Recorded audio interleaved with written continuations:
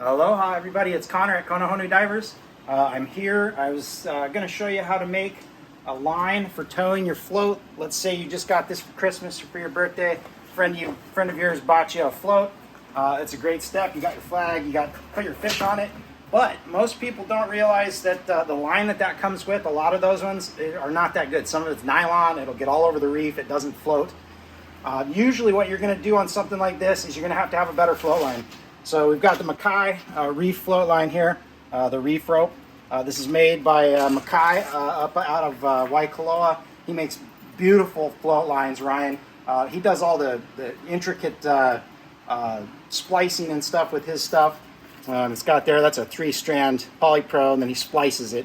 So that sounds like, you know, not everybody can do that. You have to kind of learn how first. You have to have tools, you have to have some know-how.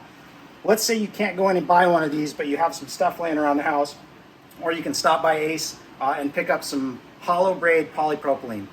This stuff's awesome. The difference between this and the Makai is this is actually hollow, so you can push it like that and it opens up and it's got a hollow inside. This is a 3-strand, so it's not hollow. You have to splice to put a loop on this. So we've got our 100-foot polypropylene, and this costs about $5. I mean, it's super inexpensive, so it's a really inexpensive way to get a really quality float line that you'll actually use a lot. So the main thing with this, and what's cool with this particular hollow braid, is if you got to get your shark clips or tuna clips, and these are what's going to be clipping onto your float. You can see Makai's got his on here.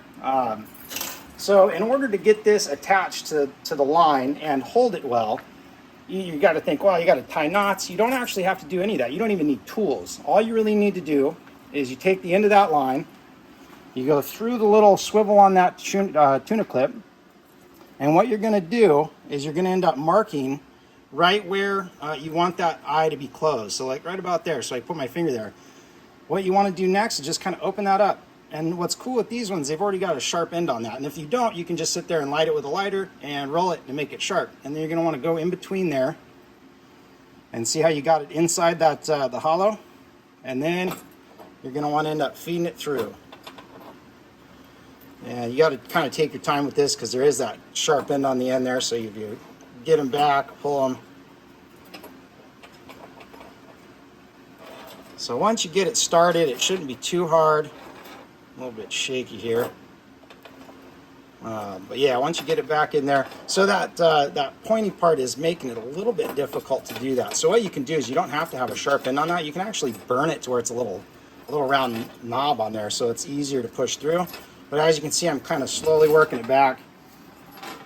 And one good thing with this is you don't really need much else to it. So once you get it all the way back, kind of straighten it out. Now you've got your eye.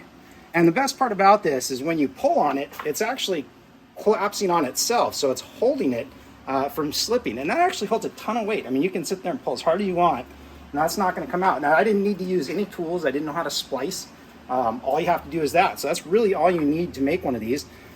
You'll do the other end. This is 100 feet. I would recommend maybe 50, or if you are diving deeper, you can go 100. Or if you're going really shallow, go 25. So it's kind of nice. You make 2 or 3 different float lines out of a 100-foot section of this. And it's fairly inexpensive. You can get into this for about $15 total with the clips and the line. So once you got that on there, you're ready to roll. Clip that up to that side. You have your other clip on here, and you use that, tie up to an anchor, tie it to your gun, whatever you need to do. And yeah, that's pretty much all it takes to make a float line. So yeah, I hope it helps you out. If you ever get into trouble, you need to end up getting a float line without getting down to the shop and buying one.